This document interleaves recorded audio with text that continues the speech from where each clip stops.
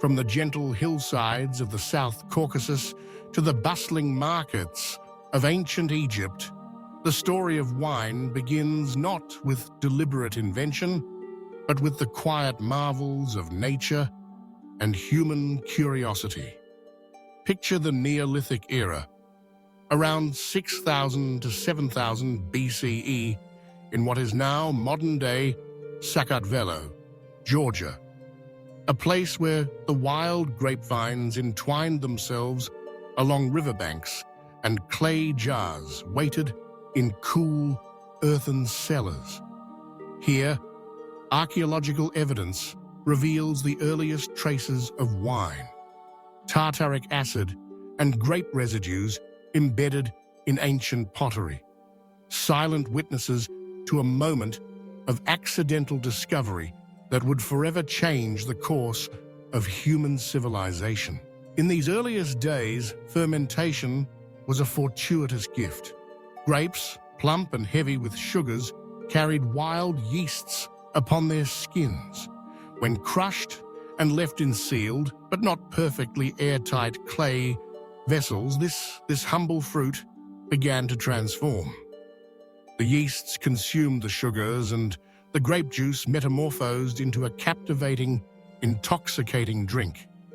Early humans did not so much invent fermentation as recognize its magic and harness its power. The use of qvevri, the large egg-shaped clay vessels buried underground, became a hallmark of this process, a tradition still revered in Georgian winemaking today. Why was wine adopted so eagerly by ancient societies? Its value was multifaceted, woven into the very fabric of daily life and survival. Fermenting grape juice allowed communities to preserve precious calories and nutrients.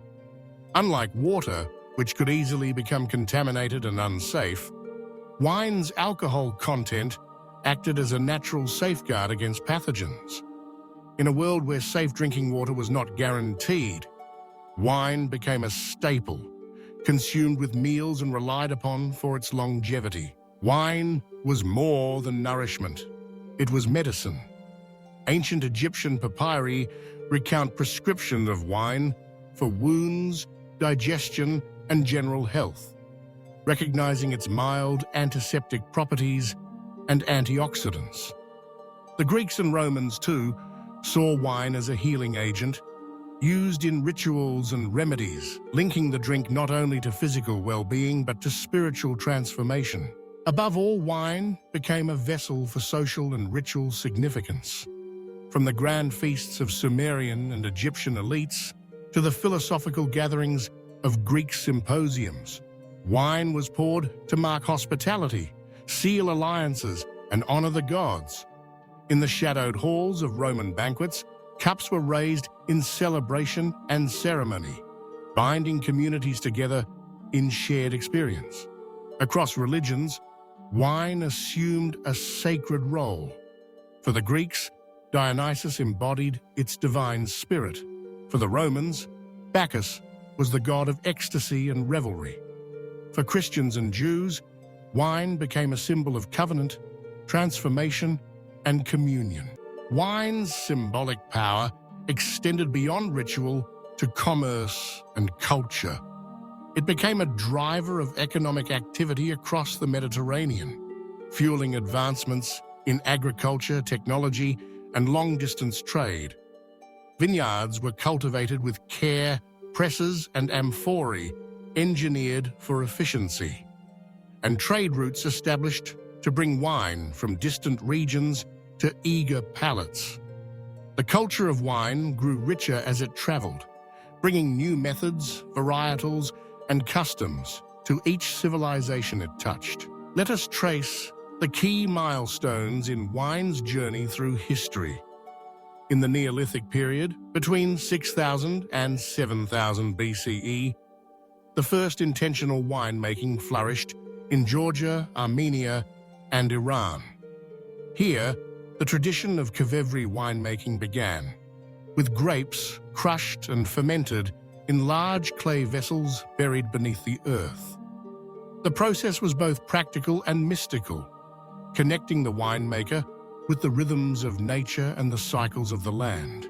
By 3000 BCE, Egypt's vineyards lined the banks of the Nile, their fruits reserved for the tables of pharaohs and the altars of the gods.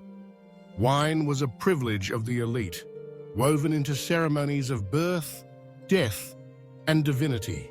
In Greece, around 1600 BCE, wine entered the democratic sphere. No longer restricted to royalty, it became a central element of symposiums, intellectual gatherings where ideas flowed as freely as the wine. Here, Dionysian rites celebrated the spirit of transformation, linking wine to philosophy, poetry, and the pursuit of meaning. The Roman Empire from 100 BCE to 400 CE brought mass production and global spread. Roman roads carried amphorae of wine across continents, establishing vineyards from Hispania to Gaul and beyond. Wine became a cornerstone of Roman daily life, an emblem of civilization, commerce, and cultural exchange. Through the Middle Ages, Christian monasteries inherited the mantle of winemaking, preserving ancient knowledge and cultivating vineyards across Europe. Wine was integral to religious rituals, with monks refining techniques and nurturing grape varieties that would define regional identities for centuries to come. The Renaissance ushered in an era of refinement. Wine was no longer merely a beverage, but a source of pride and distinction, with regions like Bordeaux, Burgundy, and Tuscany emerging as centers of excellence. The appreciation of terroir, the unique character imparted by soil, climate, and tradition, became central to the craft. In the modern era, industrialization and global trade transformed wine once again. Scientific advances in viticulture brought precision and consistency, while international commerce made wine accessible to people around the world. Yet, amidst the march of progress, the artisanal spirit endures, celebrated by producers who honor traditional methods and regional heritage.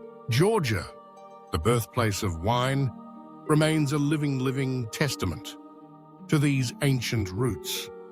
The Qvevri fermentation process, in which grapes and skins are sealed in clay vessels for months, is the secret behind the country's celebrated orange wines. These wines, amber-hued and richly textured, embody the connection between earth and humanity, tradition and innovation. The use of Qvevri is a cultural legacy, recognized by UNESCO as intangible cultural heritage. Each step, from grape harvest to fermentation, reflects a reverence for the land, a respect for the wisdom of ancestors, and an embrace of the rhythms of the seasons. Today, wine is more than a drink. It is a symbol, a bridge between past and present, nature and culture, the mundane and the divine.